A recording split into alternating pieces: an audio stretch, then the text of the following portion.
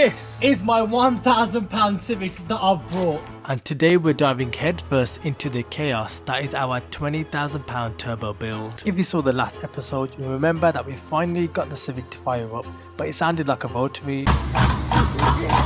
Literally ran like titty bang bang. What was going on? This was supposed to be the easy part. The car was built, the drag strip was booked, but the second we turned the key, everything started going wrong. The idle was hunting like a rotary, fuel was spraying out from the lines, thick white smoke started pouring out the back. It was going from bad to worse, and it didn't stop there. I think we blew the engine up. So I'm there thinking, oh my god, this geezer's engine about to go kaput. Let's jump into it. The next important mod to the K20 Civic build is the wideband sensor. What is a wideband sensor? A wideband sensor measures air-fuel ratio and tells you exactly how rich or lean the engine is running, especially under boost. The wideband sensor is critical for any turbo build. It keeps the engine safe under boost by constantly monitoring the air-fuel ratio. If the engine runs too lean, it can blow up. We're aiming for that sweet spot 14.7. Too rich, you lose power. Too lean, it's game over. It works with your ECU. If you're using hand data capo, which we are, the wideband can feed live AFR data into the ECU for more accurate control. Without a wideband, you can risk running lean and blowing your engine. It's one of the most important sensors on any turbo car. That's why we're going to install it now. Mike the engineer here. Come on, bro. Ta-da. Yes, the wideband's going to be installed right here. Get boost gauge right here. So the interior's going to be all sorted now. We've done a bit of research and we've now got a few things to do to double check the fuel issue. We've gone ahead and taken this fuel pipe from this regulator. We are now going to take this one off and then see if there's any fuel coming out in either of the pipes. This is my first time doing this build. I've never done it before. I'm not a mechanic. I'm going to give it a try. I also want to say thank you to everybody dropping comments down below because it does help. So if you're new, if you're watching this, hit the subscribe button, hit the bell notification and stay on this journey together. So now I've got them both here. Great news, fuel's finally flowing at the return line. Now that we've confirmed fuel is flowing, it's time to see if it's reaching the rail and actually making it through the injectors. Yeah, go ahead. Yeah. Okay, turn it off, turn it off, turn it off, turn it off. Come out. Oh, okay, turn it off, turn it off, turn it off. That is coming out like crazy though. With all that working, the car should start now. I'll try and start it now. Right, so another issue is this cranksensor wire wasn't on properly, so we got it out, we got it tested, we got it fixed. Now we're going to put this back into the engine and see if it works. Now it's in, let's start the car up and see if it works then. Boom! After trial and error, we knew that the car was not going to start. So we did one thing, we knew the car started in stock K20 ECU. So we basically just reduced the injectors back to stock ECU level to see if the car starts with the K Pro ECU. And guess what happened? I'm going to jump, I'm not going to bark, alright. I'm going to keep it running, you guys tell me when to turn it off. Alright, we're going to start it now.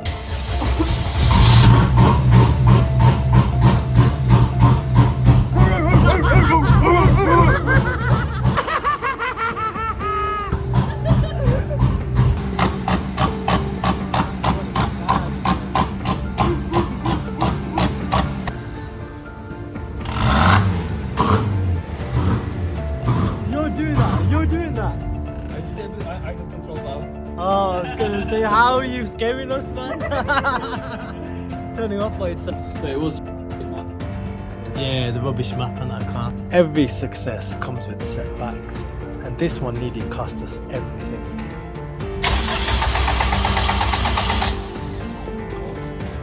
Try it again.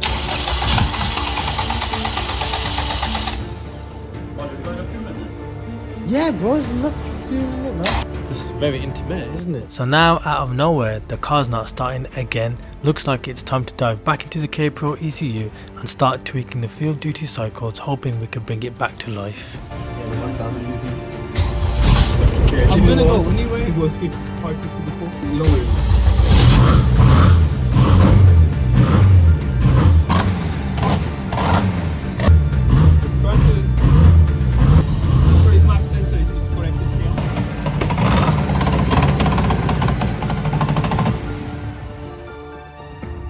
The car starts, but straight away it starts blowing thick smoke. Just like that, everything goes wrong again. There's a lot of smoke at the back.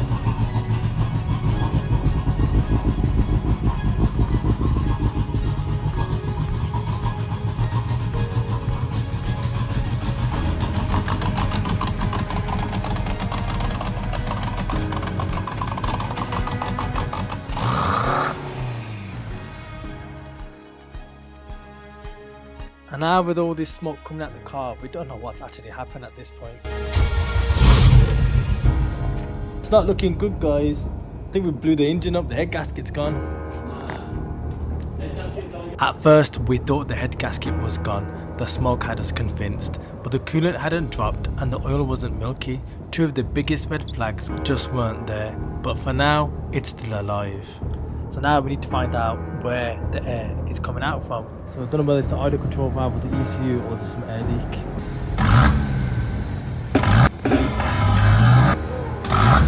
Out of nowhere, a burst of fire shoots out between the intake and the engine block. Things just got serious. There are some problems. The car has got a gas leak coming from the inlet manifold, and there's also a gas leak coming out from the turbo manifold itself. Man like Taha, Where else is getting caught on now? you know what, it wasn't easy getting it in the engine, and that's probably what the reason was. Yeah, it's touching. Radiator's annoying. There we go. There you go. There we go. Finally you got it out. Keep that over there. Look, it's all peeling off. Yeah, brand new gasket it is.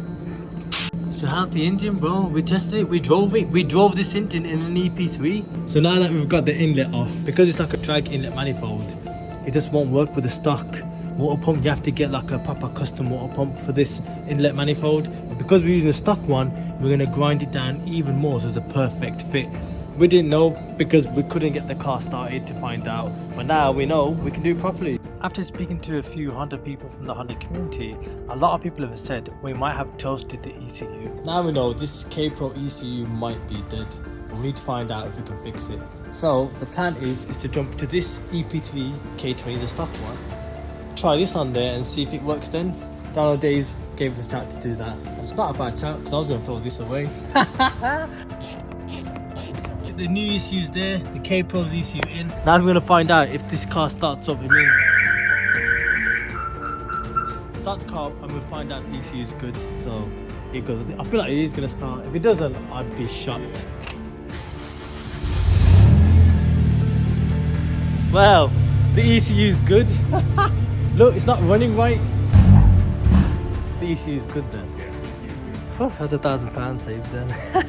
Now at this point it's happy days because the ECU is not toast and we still get to save ourselves over £1,000. Battery's all in, we're going to start the car up and hopefully this car is going to move from the ramp after God knows how long. But we need this onto a trailer because we're going to be visiting a person that holds a record of having the fastest Civic in Europe. Let's see if this car moves.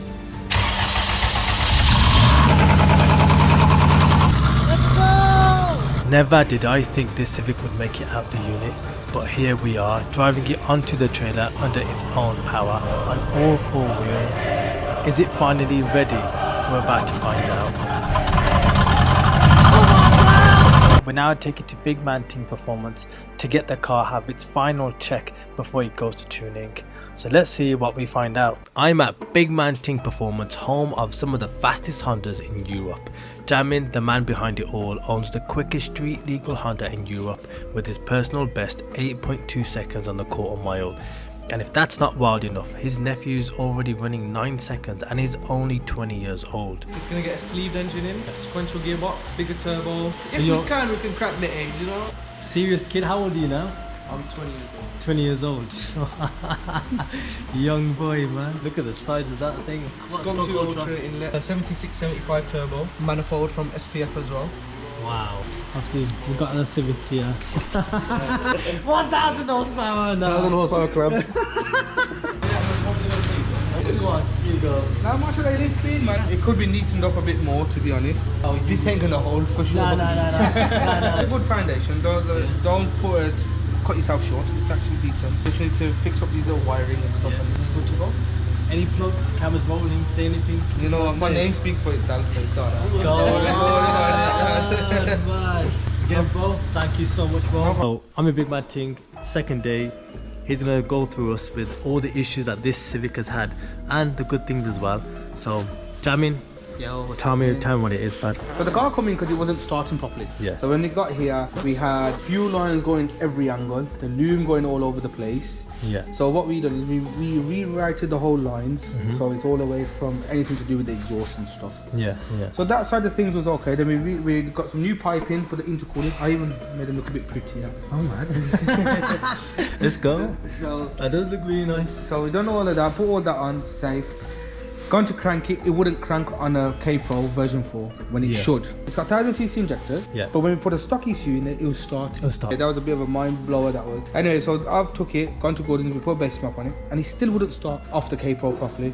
Then we realised what we were trying to do all of that is, it was losing pressure from this line that goes all the way down. So basically we cranking because we had an oil leak as well. Yeah. But as we're cranking, when it did get it to fire, it was soaking wet. We could smell fuel, but we didn't know what it was. It was fuel, but we thought, is it flooding the engine? That was one issue. The main issue we had was, go on. I don't know who it was. I don't know if it was the cameraman or somebody Go. else. Yeah. This pipe here, as you can see where my finger is, nothing was plugged on here, which wasn't a problem. That was going to this pipe, which I've just temporarily blocked off, just like this. Yeah. This is a suction for your idle control. So when I'm cranking and we got it to start, all of a sudden there's a lot of water from here. Water out from there everywhere. So I'm there now thinking, oh my god, this geezer's engine's about to go kaput. Yeah, of course. So then I've looked around and I thought, you know what, we're humans, we make mistakes. I made a phone call. I go, listen, is this the pipe supposed to be like this? Because you can always be wrong. You shouldn't judge anybody. Yeah, of course.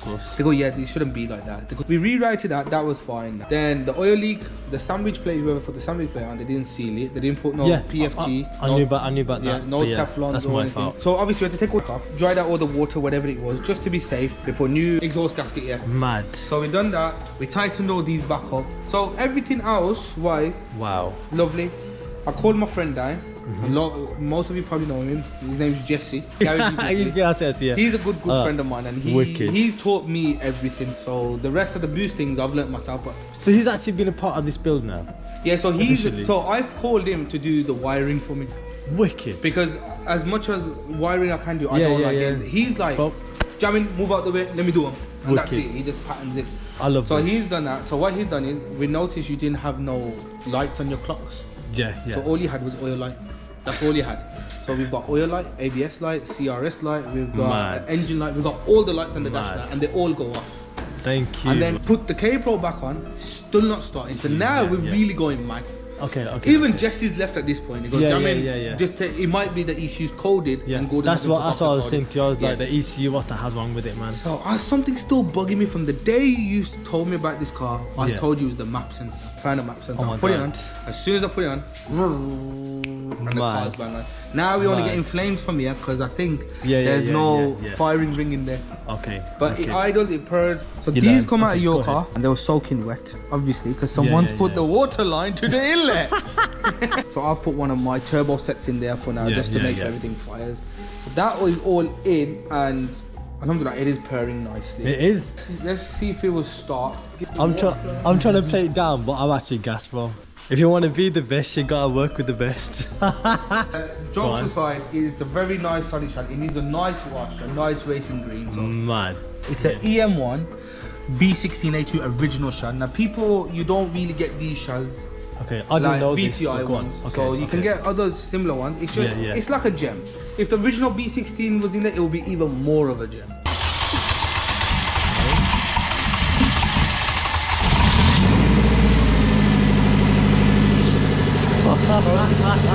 That's smooth. Wow. Very lovely. I can't believe it. I can't believe it's the same car. I genuinely can't. Oh, look at it.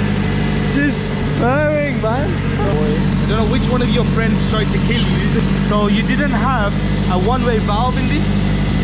Now, you need to have a one-way valve because this shoots pressure out. That's your brake servo. Without that, if you try to drive, your brake pedal will be so hard that you won't stop. So we put on a pipe, the brake thing is inside here, and we got the joiner here, so that's all done. We don't need to worry about that at all. It's very lovely. I'm happy with it now. Don't connected now to your car as well. So you're going to see your RPM, your throttle, your fuel and temp, everything will be on here. She's ready for you. The oil light, battery light, everything. So That was not there before, guys. Maybe we'll get the VMT stores. drop them a little bit of Dyno on them. Remember, Yeah. Islam says don't value materials. So mean, in bro. other words, we don't give a Man. She's all about you right now. Yeah. Smart enough. Okay, So that's facts from again, me. man. I'm only here for a good time. I want to experience good time, make memories. So from here, we're gonna jump to a dyno. So stay tuned. We've just arrived at Street Racers, where Gordon's about to dial in the tune on the £20,000 Civic build. When you're running out of time, out of options and chasing records, there's only one place to go, and with BMT holding the crown for Europe's fastest Honda, this is where serious cars come to get finalised. So here we are at Street Racers, ready for the Civic to be tuned. Let's find out how much power she makes and hope she doesn't f up.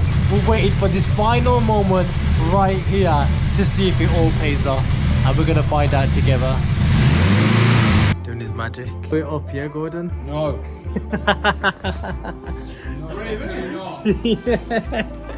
Come on. I want content. So what's going on now then? Some kind of map in here. Just calibrated the TPS, just got map sensor settings in. Is that what I'm hearing right now as you're pressing it? As I'm uploading that is, so then a fuel pump will recycle. Mad. Gordon found an issue within minutes. The wastegate spring was only letting the car build 3 psi of boost. That's nothing, the turbo wasn't waking up. So we switched to a 4-port boost solenoid, which gives the ECU full control over both sides of the wastegate. Basically, it lets us keep the wastegate shut tighter for longer, so the turbo can build serious boost before it opens. Oh,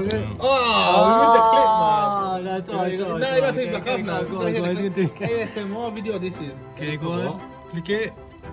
Bye. With this setup, we swapped in a 10 psi spring to get traction back and let the ECU handle the rest. And with this setup, we'll gain maximum grip and put down power more efficiently instead of just spinning up the wheels from too much boost and no traction. So let's keep tuning. Oh, it's quite hard to use, yeah. Yeah, it's harder than you think. Really solid. You know? Yeah. Give me a phone. I'm the cameraman today. You've got to let me get in there. Right here. He's actually doing some I'm proper doing something. Or else this car's not getting mapped. He is not connecting the Push it all the way wastegate in, all the way in. to the water Twist lines. it a little bit. Do I get discount for this? No, I'm just not charging you okay. extra. Whenever you get your car tuned, to make sure you get the proper stuff. You might have to let go. Ba-ding! Yes. There you go. Thank you very much. Big man jam, come on. Cameraman to the world. When tuning a car, there are always problems, and this is one of them. Fuel coming out of here. I didn't record it from here. Jeez. You did that on purpose. That is bad. Bad line. The line come off. The line just come off, yeah. Yeah. Oh, it's good job I didn't come off on full chucks, isn't it? As Gordon stated, increasing the fuel duty cycle, the fuel pipe literally popped off, just blew open under pressure. It turns out some parts you grab off eBay look decent, but when the pressure ramps up, they can fail fast. Luckily, Gordon had a proper set of high pressure fuel lines imported from the States, built to handle serious power, because the last thing you want is to be doing 100 miles per hour, fuel spraying all over a hot engine bay, and then saying goodbye to your 20k Civic. Again, Gordon has saved the day, but this is it. So Gordon has put brand new line, but from America, so this ain't gonna leak now. If it does leak, we'll come back. I'm joking. Now all the major issues ironed out, let's get back to tuning.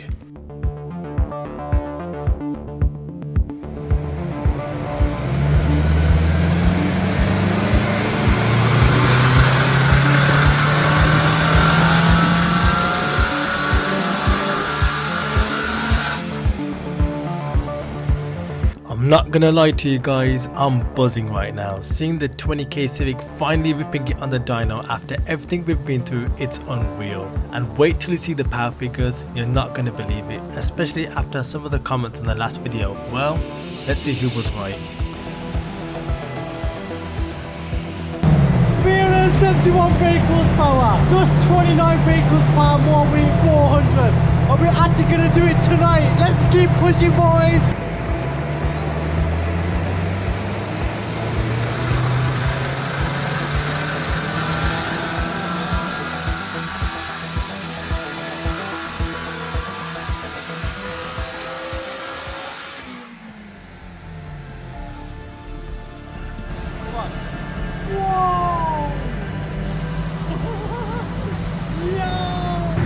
419 that was. Can't even see it, the internet's not caught up yet.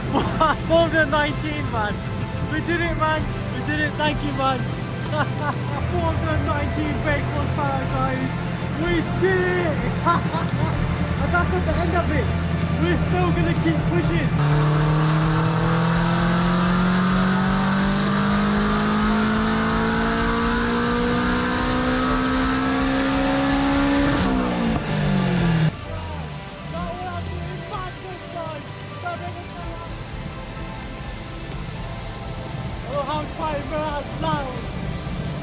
Whoa! 437, bro! 437! Alright, before we turned up the boost anymore, I had two options. Option 1, push for 600 brake horsepower using methane injection. It's doable, it's tempting, but it comes with one risk. Let me show you guys. So this is actually Gordon's DC2 Integra, basically #1 stock block in the world or in the Europe. Well, definitely second in the world. Second in the world. First in Europe. So this is the first quickest stock block K24A3 from an Accord that does 9.5 seconds, and on the last run it broke a rod. Crazy, right? Yeah, that was on full meth on the stock block. Wow. Or option 2, dial in the perfect power for reliability and longevity. And here's why it matters. We're not building a dyno queen. This car is going to get thrashed on the drag strip on the road hard. If we squeeze any last horsepower out now, we're asking for broken parts later. We made the smart call, and that's choosing the sweet spot, 450 brake horsepower.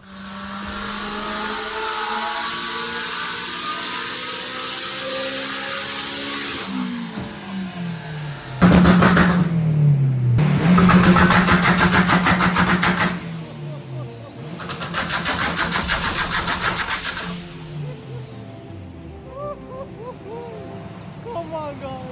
Only at Gordon Street Racers, man. Get your Civics here ASAP. It's no joke.